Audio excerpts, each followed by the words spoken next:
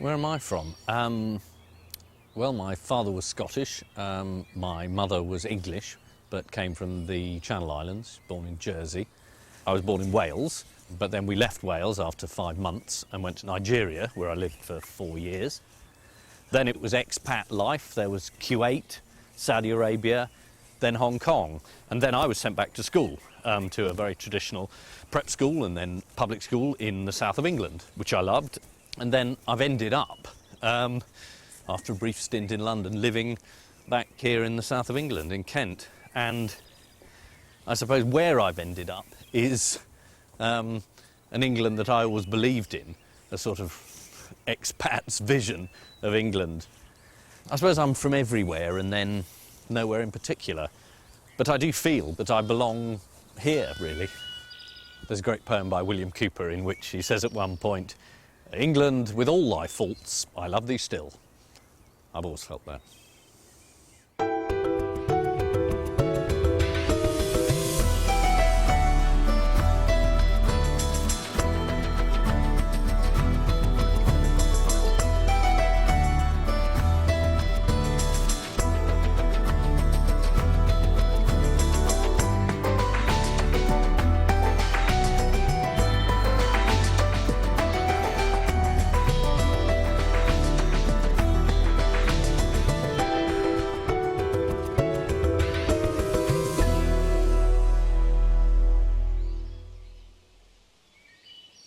Ian Hislop lives in Kent with his wife Victoria, daughter Emily and son William. We had a walled house, sort of very arid. His own childhood was caught on film by his father. Is that you? Oh, that's me with a broken arm. What's he done? I fell out of a window on my birthday party when I was 3, I think. Oh, look at you. Oh, dear. Naked footage, I don't think we want this. Yeah, no, this has gone on long enough. Let's lose this. Oh, look, still Walker. My goodness. God, he's good, isn't he? I've never seen that. I didn't watch this stuff because it was just in a box and it was Super 8 and it was all slightly... Now, there's my dad.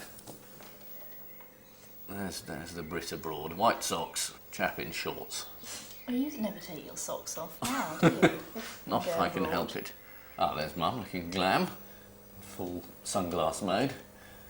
I feel, having watched a lot of the footage, that the camera is essentially pointed the wrong way. We all point the camera at our children, and actually they're the ones who are going to be watching it when they find it in a trunk and it's part of their heirloom, and the camera should be pointing back at us. And I wish there'd been more of my father. I mean, he's behind the camera, or it's just tantalising shots of him.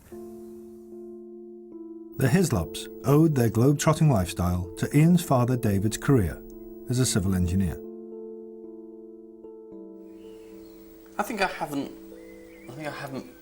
looked back, because Dad died young and because it's associated with, you know, a certain amount of sadness and a childhood that was sort of great but somehow ended.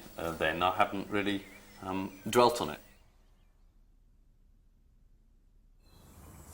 My father died when I was a child. I was only about 12, and my mother died pretty young too. So in a sense, I felt a bit orphaned, not only in the technical sense, but I'm slightly orphaned from their history because of the age differences. I didn't know either of my grandfathers. I didn't know them at all. But I'd like to know who they were and how they lived and what they went through, which is so different to what, you know, the relatively peaceful and placid life that my generation's been given.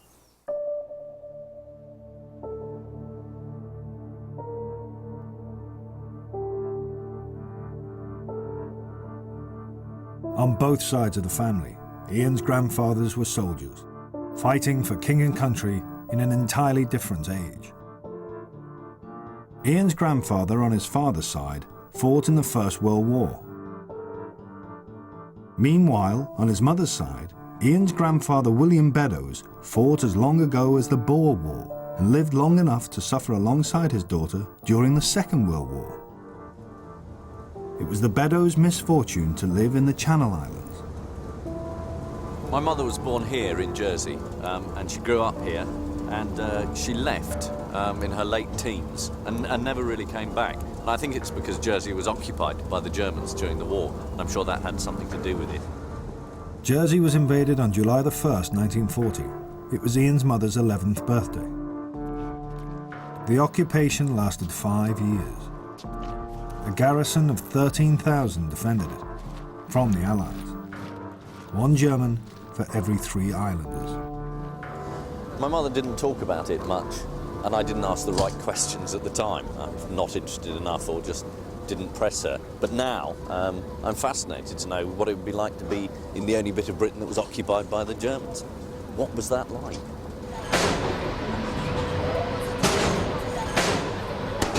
Ian's mother died more than a decade ago, and he last spent time in Jersey as a child on family holidays.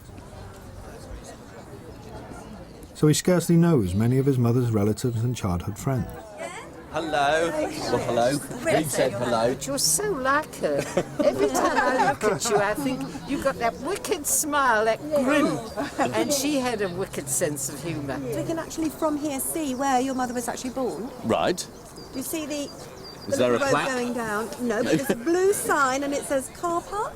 Oh, how glamorous. That's the house. That's called Glen Rose, where she Right. was born and lived until occupation. Well, this is the wedding one. Right. There's you. There's me. And I know the dress was yellow. There's my mum and dad. Because your mother always loved freesias, didn't she?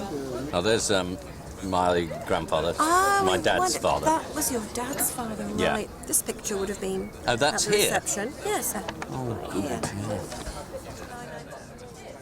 60 years after liberation, the occupation is still etched deep in the memories of everyone who endured it. The frustration of being stuck here and wanting to do things and knowing, I mean, you couldn't have a resistance, there were no woods that they could... But they No, were, so there's you not a know, lot of places it to was- hide, are there? There was a lot of sort of boiling feelings going on. What were you doing during the occupation then? Trying to make something from nothing. Im Schutz der deutschen Wehrmacht geht das Leben auf den Inseln wieder seinen gewohnten Gang. Under the Nazis, Jersey's government, legal system and police force continued, neutered of real power, but struggling to act as a buffer between ordinary people and the German commandant. Jersey's archives house the wartime registration cards the Germans required of each islander.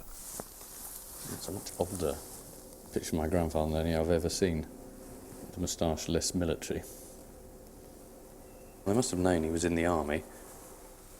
The adults look worried, unconfident. My mother still looks childish. Nope, never seen a picture of my mother that young.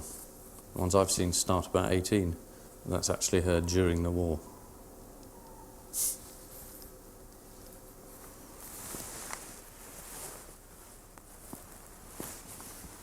That is an amazing image. Sort of thing that appears in pot boiler thrillers. What if the Germans had taken over Britain and there's a sort of soldier and a policeman? Except they did take over a bit of it, and that's real. It's an amazing shot. I think it's the juxtaposition of seeing them in what you think's a British context. I mean, that's a bookshop, and they're selling the Decline and Fall of the British Empire. You know, that looks like a classic British cinema. And it's got swastikas on it, and it's showing propaganda films. Again, they are the stuff of nightmare. I mean, Hitler must have thought it was the most fantastic propaganda. Well, a swastika picked out in flowers. I remember my mother saying there were 2 images. There was the image of them goose stepping in and then being shipped out on the boats in rags. Sort of framed the war for her.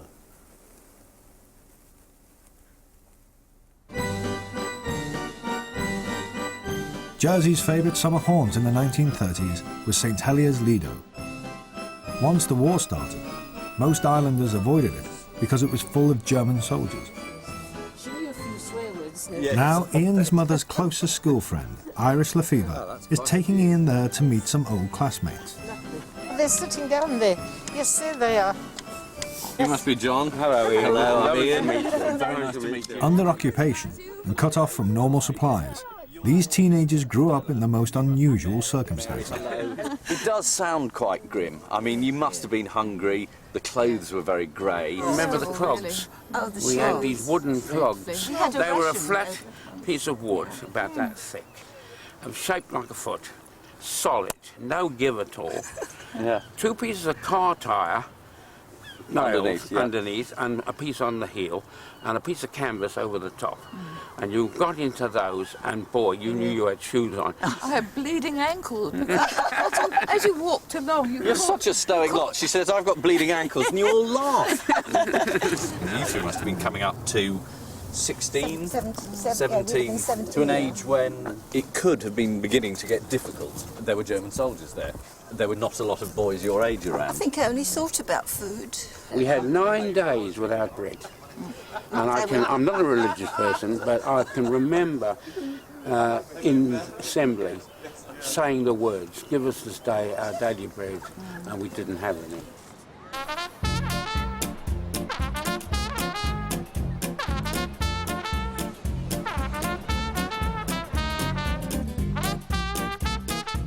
Putting a brave face on things, Ian's mother and her teenage friends managed to do more than just get by. Their favourite hangout gave them a chance to dance, even if its record collection was limited. The Oxenford House Club's founder, Miss Lucy Maney, is now 98. Oh, there we are. Oxenford House in St Lawrence. My dad bought it, you see. Right. Did you have a ballroom?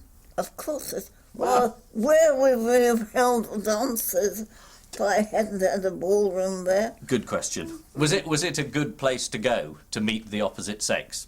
Well, of course it was. If they wanted to come, I didn't tell anyone what they must do, Maria. No, I'm not accusing you of running anything, really.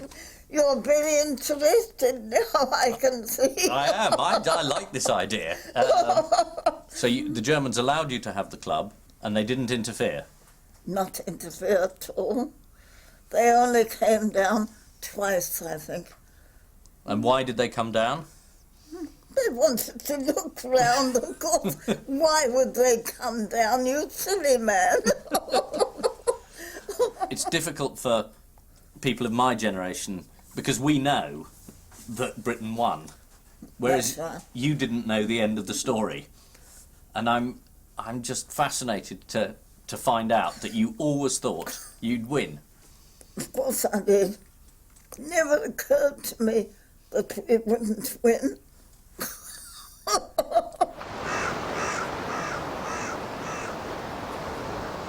I think I understand now why my mother didn't want to talk about it or go on about it. You know, I get the feeling they were scared of boring us. Oh, blimey, you know, we had it tough. It was awful in the war. We had clogs. Well, they did have clogs, actually. And it's quite interesting to hear about it.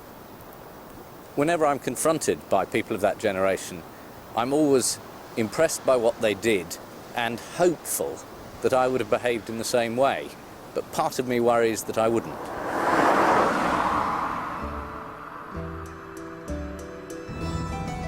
Ian's mother's reticence had been frustrating, but the early death of his father meant Ian knew even less about the Scottish side of his family, and nothing at all about his grandfather's First World War experiences with the Highland Light Infantry. Ian's grandfather, called, like his father, David Hislop, died shortly before Ian was born. David Hislop came from Ayr, on the coast southwest of Glasgow. But apart from his stint at the front, he stayed all his life, working as a teacher and latterly headmaster. Well, that's quite bizarre. James Hislop. I wonder if he's a relative.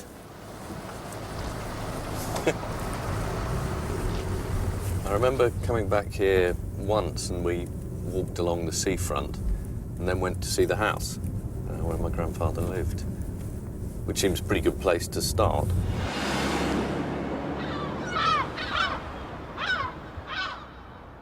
The two David Hislops, father and son, lived at 39 Blackburn Drive.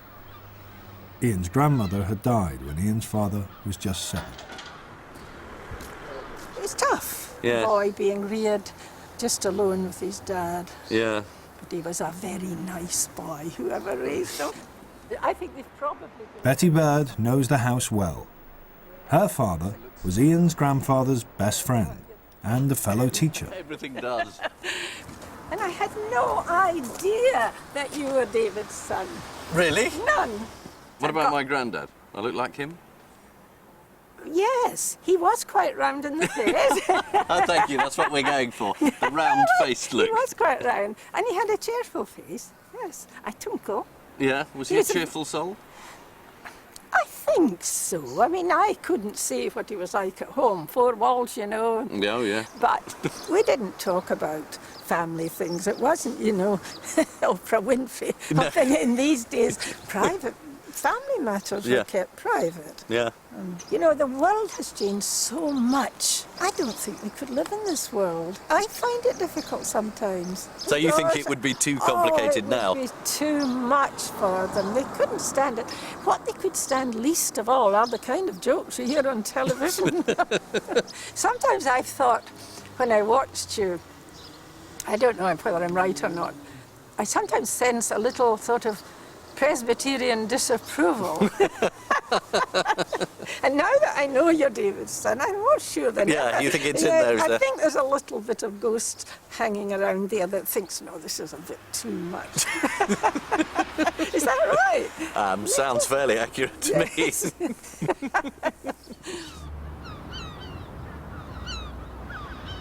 In common with so many Scots of that era, Ian's grandfather's Presbyterian faith was the most vital influence on his life.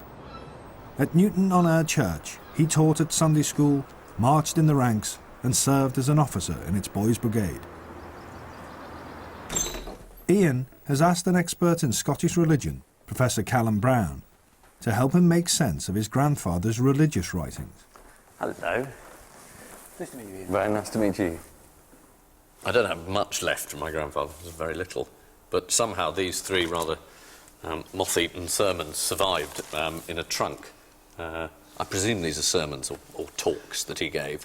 They read to me like addresses to organisations of young people. This is a man who's experienced war. He's been tested. The first talk is about the Confessions of St. Augustine.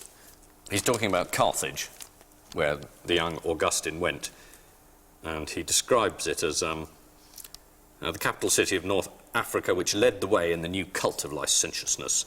The city was given up to pleasure-seeking and wickedness, and immorality stalked about naked and unashamed. At first, the pleasures of the city made little appeal, but as he became more used to his surroundings, he began to find himself drawn more and more into the whirlpool of vice. To me, there are two key sentences. One is, all our training, all our education is an assertion of something and a repression of something else. Mm. And your grandfather went on to be a teacher and a headmaster, and that's a very interesting philosophy of what education and purpose is about. There's an image of him. He wished he had an X-ray of his soul, so he could see how he was doing, which bits of it were sort of muscular and which bits had sort of got flabby. But they hadn't got the technology yet for that. Do you see aspects of him in you? Is there a bit of Hislop DNA transmitting itself? I suppose when I look at him and I read what he'd done, and beyond the sort of the fact that distant lends it a sort of comic value, which it does, but beyond that, I can feel myself sympathising with what he's aiming to do. So I think there is something running through.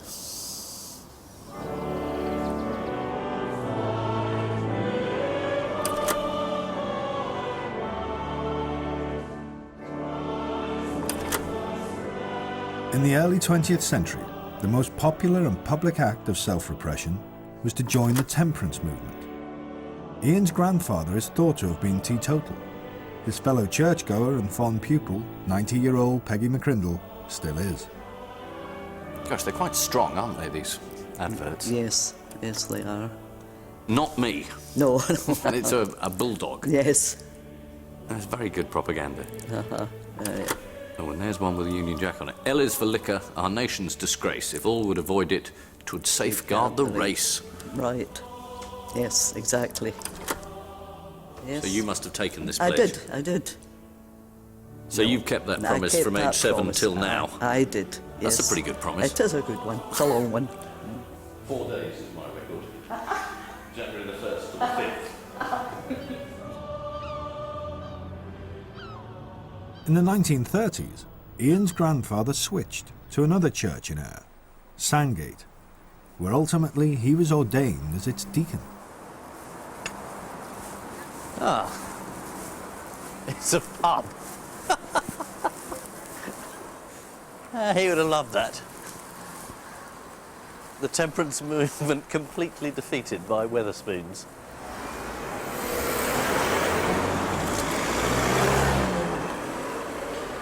This is extraordinary.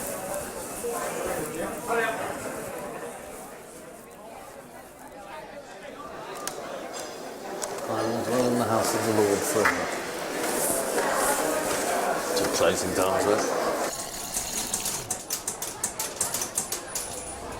There's gambling, there's drinking, there's smoking. Not much sign of fornication, but I suppose it's only 5 o'clock.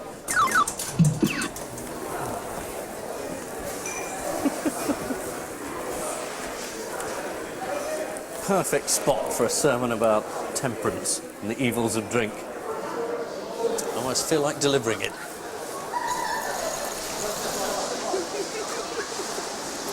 I think it was Betty who I spoke to who said that my grandfather and her grandfather would not have been able to cope with this century at all. And I have a feeling this might have really been too much. I mean, as a theme pub, an old Presbyterian church, it's probably one too far, isn't it? Ian's grandfather's professional life was as consistent as his beliefs. After returning from the First World War, he spent his entire career in one school. Newton Academy. The school is now closed, the surrounding tenements long since gone. Now Newton House. One member of staff from that era remembers him well. So he taught here for 40 years. He did. Amazing. Now, this was the boys' side, that was the girls' side. If you're round the back, there's a big wall separates them. Name Right. the twain shall meet. Now, come to dinner, the boys would line up, and you were supervising, you stood with the belt there, and every boy come in, hands like that, and you inspect them. So Any they're bit clean. of dirt, stand to the side. Stand to the side. When you get them all in, you belted them, they washed their hands, and you said grace, heads down. Not a word had to be spoken. It was great. As a Sounds like teacher. another world. It's so difficult trying to reconstruct what type of man he was, because all I've got is fragments. I'd say he was about the best headmaster I knew. Did he ever talk to you about the war, the First World War? He did. Your grandfather, he went out to France. Right, you're sure of that? Yes, and he spoke about the kilt as a method of dress during the First World War for fighting in. Yeah, incredible. But your grandfather said it was the worst piece of equipment that a soldier could have. Yeah. When it rained, it got heavy, it went away down there. And then in the winter time, the hem was all wet, it froze. Oh, He said and it cut their legs. To prevent that, they wound bandages or putties round their knees, and then they urinated on them. Stiffen them up. I suppose the ammonia in the urine would maybe help the cuts. Oh, grim. Did he talk about anything else? It seems that he was wrongly accused by a regimental sergeant major of temporarily deserting his post. Oh, yes. And the sergeant major wouldn't listen to reason. Right. So your grandfather thumped him. Right. And was reduced to a private. Right. You don't know where that was? No, I just know somewhere in France in the front line. Right. God, fascinating. Along with millions of others, David Hislop's First World War service record was destroyed in the Blitz. So though Ian now knows far more about his grandfather's life in Ayr, the war years remain a mystery. Ironically, we've had the one single hard piece of evidence about what my grandfather was doing in the war in the family all along. It's a postcard to my grandfather, to dear old friend David, from a young Frenchman seen there in military uniform. And in his postcard, he makes it clear that he is writing to thank my grandfather for liberating him and presumably his family in Clary, which is in northern France. That's the only time we know exactly where he was, which was in October 1918, which would be barely a month before the end of the war.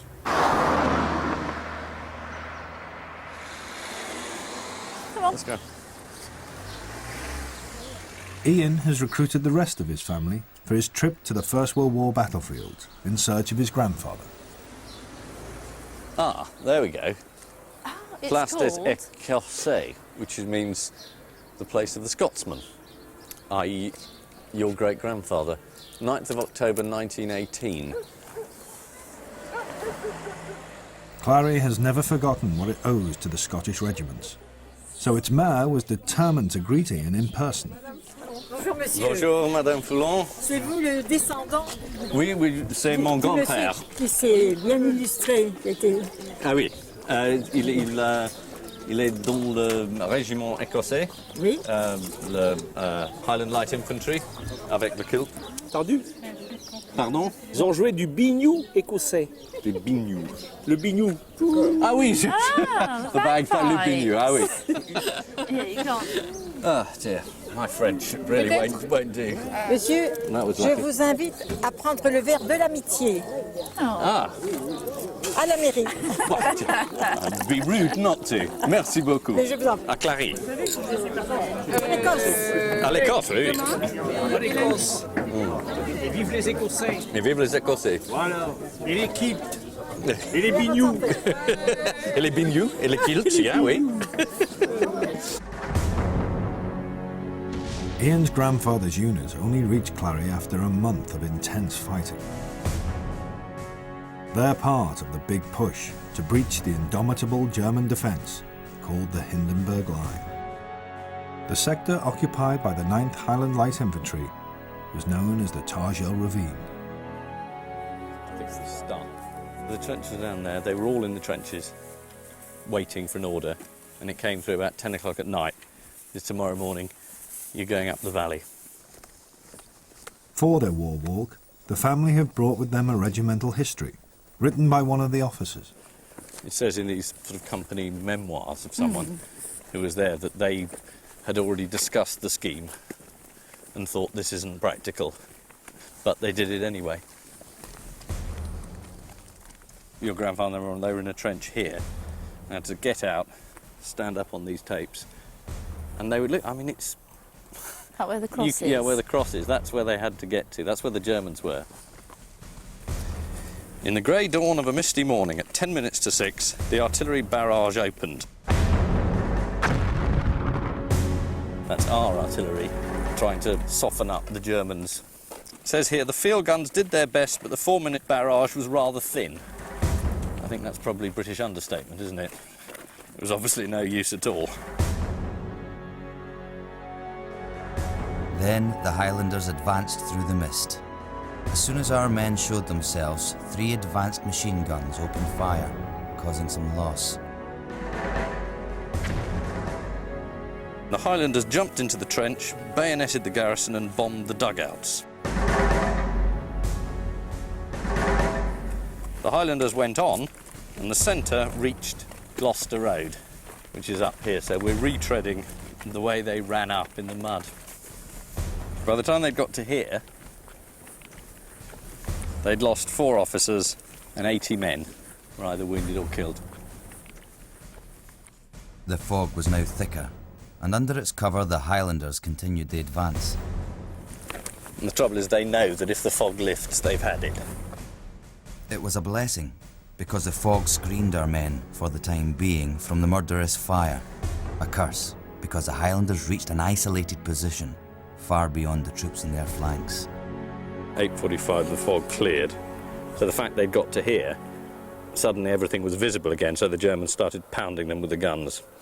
At 11 a.m, it was decided to abandon all that remained of the captured positions. So everything new that had been taken, all the ground they'd made up, they decided to abandon. And by this stage, our casualties now amounted to 9 officers and 350 men. That's about half of the people who started. So after a whole day and losing 350 men, they abandoned everything they'd achieved in the day. But the next morning, which is even more extraordinary, the Germans cleared out. They cleared out of everywhere. And at 11 a.m. the battalion advanced down the valley unopposed. So in the grand scheme of the war, although it looks like they achieved nothing, the Germans did pull back and they moved forward. I'm not sure it would have felt like that at the time, though, would it? No.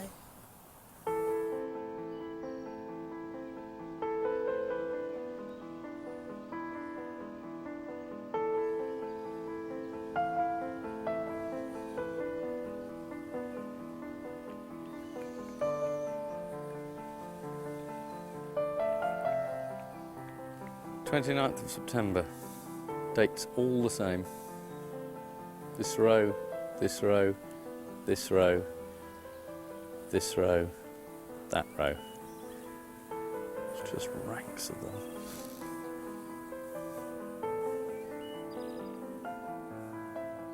My grandfather, that was luck, wasn't it?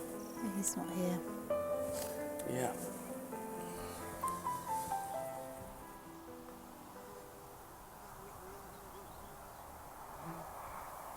Do you think that you and people today are lesser men for not having lived through this kind of thing? Well, Dr. Johnson says every man thinks meanly of himself for not having been a soldier. I think it's probably still true. So, a little bit of you, envisaging this horror, wonders how you might have coped. Yes, I think everybody, when confronted by this, thinks, would I have done this? Would I have run away that way? Would I have wanted to? Probably yes. I don't know, yes. You ask all those questions. The idea that I would have strode up there in a kilt and lived to liberate a town up the village, I mean, it all seems incredible. And when you ask yourself those questions, what do you think the answers are? The answer is one doesn't know. I suspect the worst.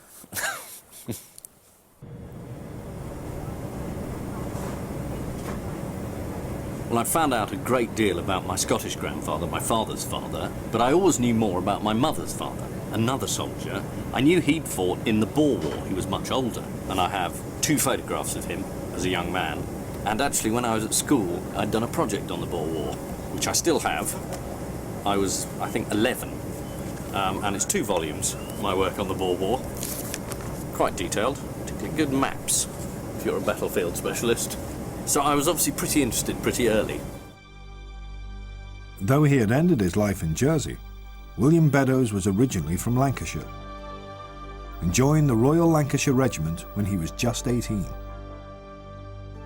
So he was one of the first onto the troopships when war broke out in 1899 in faraway South Africa.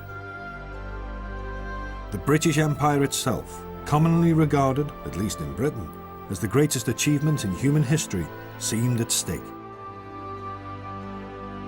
The enemy were the Boers, the descendants of the original Dutch settlers in the Cape. For them, ignorant of the virtues of empire, this was a fight for freedom and independence over what they saw as their land. The recent discovery of vast fields of gold made this land about the most valuable on earth.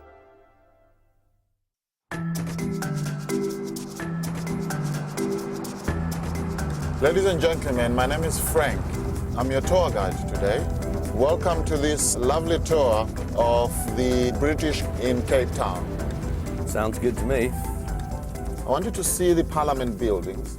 A very interesting person whom you probably see there is Queen Victoria. Just look under the tree. Oh, there she is, yes. Oh, yeah. Our City Hall was built in 1901. Can you believe the stone had to come all the way from Bath in England? I don't know how they shipped it.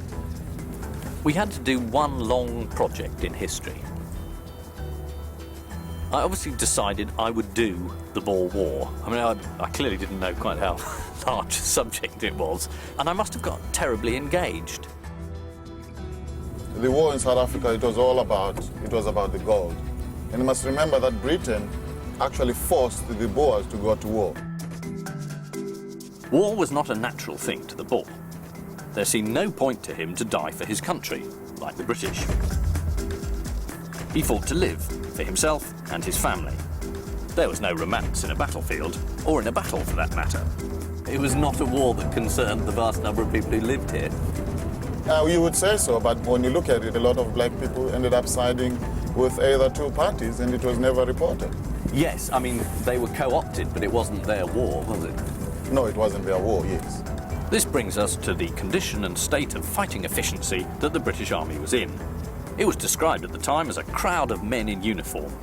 Its ranks came from the unskilled, but not hopelessly so, the labouring class, who were in general poorly educated. And that would have included my grandfather, of course, who was described on his call-up papers as a labourer. Right in front of us, we got the Nelly. That's the Mount Nelson. Oh, yeah. You'll find that in the afternoon they serve the afternoon teas, scones and jam, and cream and cheese. Nowadays, I'm rather more ambivalent about the virtues of empire than I was at age 11. I can still see, particularly coming here, what was attractive to a small boy, the dream, the vision, that absurd sort of imperial romance that a place like this embodies. The almost absurd assumption that it would be perfectly reasonable for Britain to rule from Cape to Cairo and indeed everywhere else. Maybe that's what motivated my grandfather. He would have left Britain and the crowds were cheering and the flags were waving and people were singing Rule Britannia, and he came out, everyone being told that democracy must be established here. The Boers were trying to stop that. Only the British could actually make this place decently run, and out they came. And then he lands here, and almost immediately was shunted up to Durban and straight into the firing line. And that's the journey that I want to make.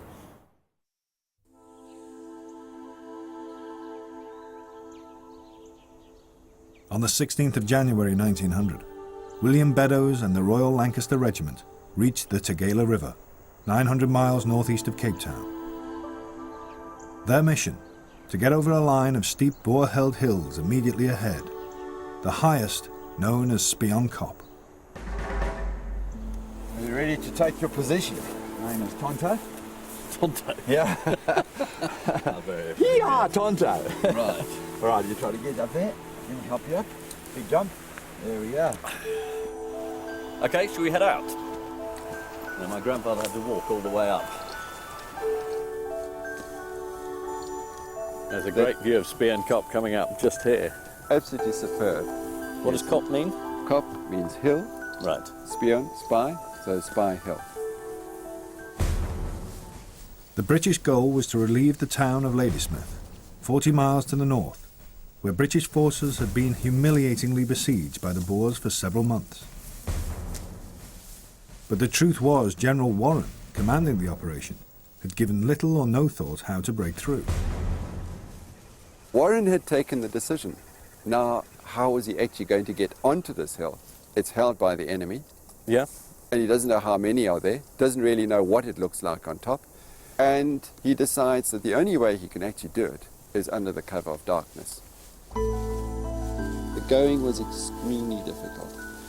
And there's a description in the regimental history of the Royal Lancs, and it says, "The night was intensely dark with a gentle drizzle, and as the column advanced, the hillside increased in difficulty at every yard.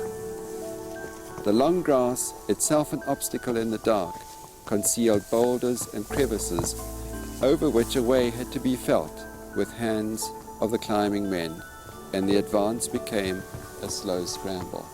Go, Will, go. Great, well done now. Follow. The operation seemed a total success. Well before dawn, the exhausted British forces had reached the summit and seen off the few Boers dug in to defend it. Ian, your grandfather's regiment was in this area over here. The ground, as you can see, is incredibly hard, very rocky. So what they did, they just scooped a little bit of soil out and they piled it up, and one can still see it mounded up to some degree here, gathered a few stones, and then they lay down. There's still thick mist around, and they rest. When the mist rose briefly and they realized just exactly how limited the view was, part of the force moved forward from here right to the edge of the hill. Because from here you can't see over the lip of the hill, so you don't know who's coming. No. Let's go and have a look and see where he may have been. When they moved forward. That's right. By 8 o'clock that summer's morning, the sun had burnt off the remaining mist. Suddenly, they're exposed to Boer riflemen on Conical Hill there, to Boer riflemen here on Green Hill. Yep. And then behind Green Hill, there are 4 guns. Right. And suddenly there is this horrific rifle fire and shell fire. And that seems very near. That's very close. Just coming at you. And gets hotter and hotter and hotter. And by 11:45, all the British who were on the edge of the hill had been driven back into the trench. And it was sheer hell from then on. One of the corporals, in a letter writing back home to England, wrote, "For the next 16 hours our noses were buried in the ground, except when we were firing. Shells are a terrible thing to have whizzing over one, but a confounded sight worse to have bursting close to one's head, as dozens did that day. One man, within a few feet behind me, was blown to pieces, and the trenches were soon filled with dead and wounded." It's almost like a rehearsal for the First World War, isn't it? In a way. They did it here first. That's right, yes. The sun is now rapidly beginning to sink. Decision is taken to actually order a retreat. Extraordinary. But the most amazing thing is that at the same time, the Boers do exactly the same thing. They retire down the hill the other side. They make the same decision. So at about this time of day, both forces are beginning. Yeah, well, just a little later than Yeah. this. Yeah. Comment on warfare. Yes. The cost of warfare. Let's go and have a look at the grave. Yeah, in this mass grave here, I think many Royal Lancasters are actually buried here. Where is the trench with the most famous picture of all? This is it. It's an awful photograph. Around 350 British soldiers were killed that one day. And overall, 1 in 3 British combatants were either dead, wounded, or taken prisoner. It was the most shocking casualty rate to that date in the history of the British Empire. A month later, the British, William Beddoes with them, did succeed in relieving Ladysmith.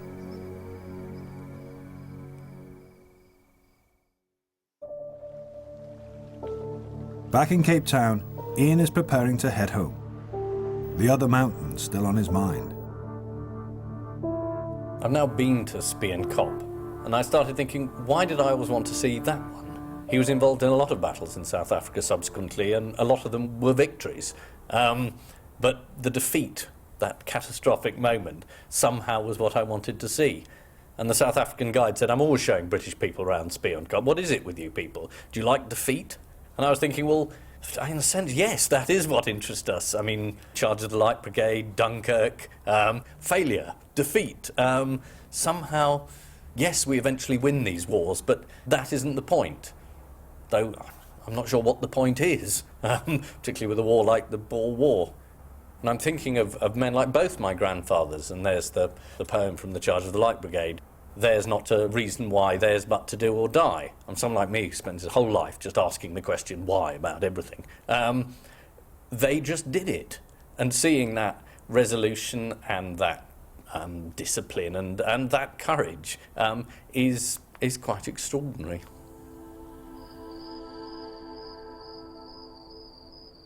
That last evening in South Africa, there was one final twist in the tale of Ian's quest for his ancestry.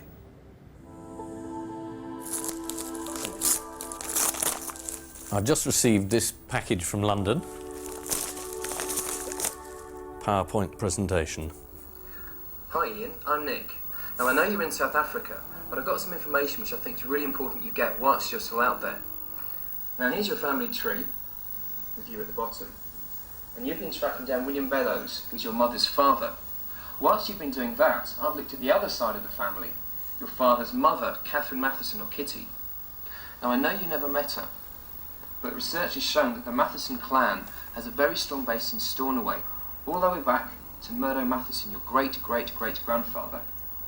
Now whilst looking through the records, it turns out that he was also a soldier.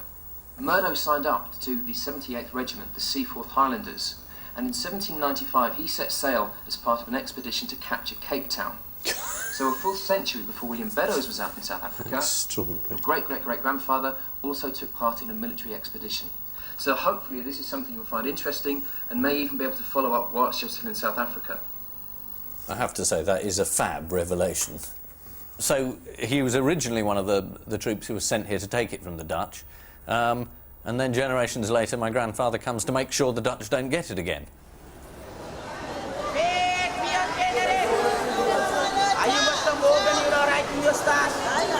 Overnight, Ian's been mugging up on the Seaforth Highlanders. It turns out Murdo Matheson's regiment took Cape Town, having first landed to the south near Simonstown. Now a short train ride away, and a few stations past the Springboks' home ground.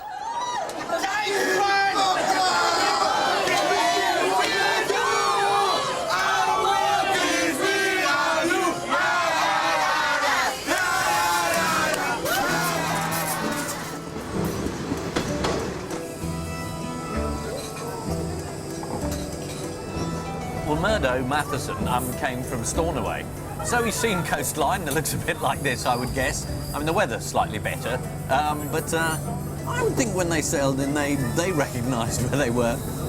This was 100 years before the Boer War. This is 1795. This is in the middle of the Napoleonic Wars. George III is on the throne. It's a long time ago, but Scotsmen are still coming down here to the other end of the globe to take towns like this.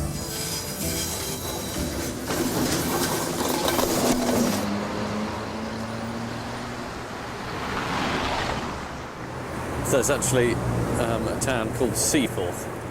Oh, and a beach, Seaforth Beach. Oh, Murdo Valley. Possibly his? Never know. It's amazing, my great-great-great-grandfather came ashore here. Incredible, 200 years later, the name's still here. Seaforth, all the way from the Hebrides to the tip of Africa.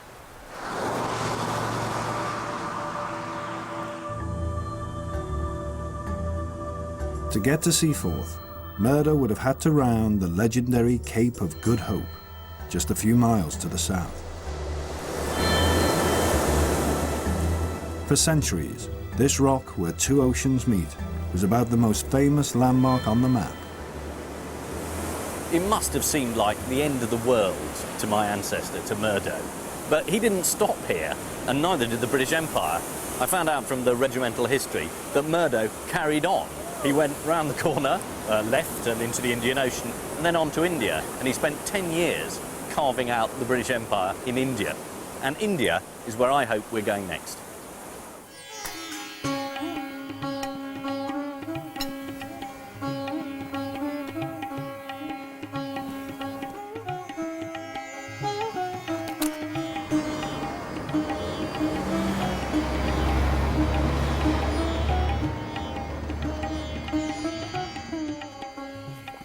We didn't have to go to India because, thanks to people like Murdo, India came here. The British Empire expanded outwards and came into contact with these worlds and then contracted, and these worlds came with it. So here we are in a Balti house in Stornoway. And this is where Murdo came from. I mean, this is where he was recruited on the great adventure abroad. And he must have seen a poster like this one. This is a copy of the poster, which was a great gung-ho poster to try and get people to join up. And it's addressed to all lads of true Highland blood. Now, there's some question about quite how willingly these volunteers joined up. There was a slight sense that Lord Seaforth, the man who raised the regiment, had said to the king, I'll deliver you 600 of my people and it'll be you, you and you. And what we do know, having ploughed through all these documents, including this, which is amazing, it was a pension record. I mean, I've still got his pension record. He set out from Stornoway, but he didn't come from here. He came from Uig, which is in the west of the island, and that's where I'd like to go.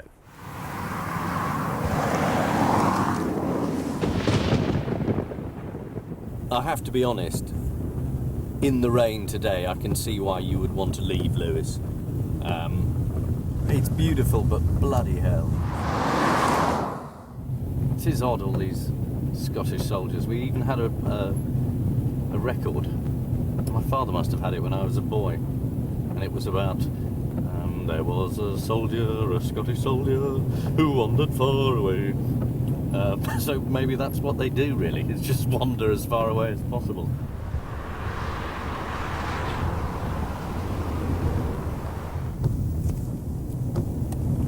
To be honest, I probably assumed that genealogy was a bit of an anorak hobby, and that people who knew who their great-great-grandfathers were to 7 generations and could trace them were a bit dull. And now I no longer think that. I mean, that may be because I've become dull, but I don't really mind. I think it's been incredibly interesting to find out, for me, the sort of people who my relatives were and the sort of things they did. All that I find both interesting and rather inspiring.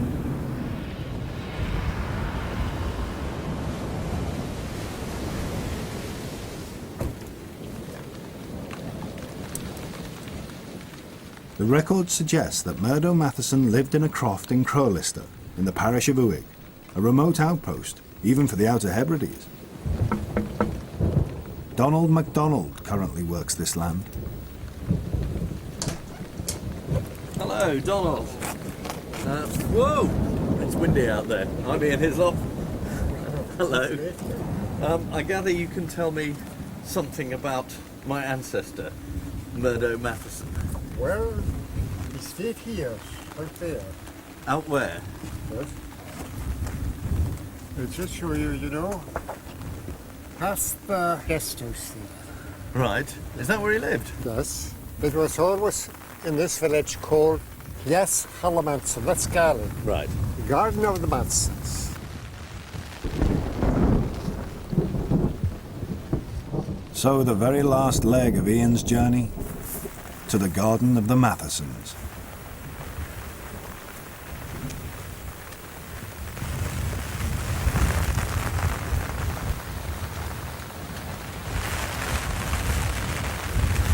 This is it.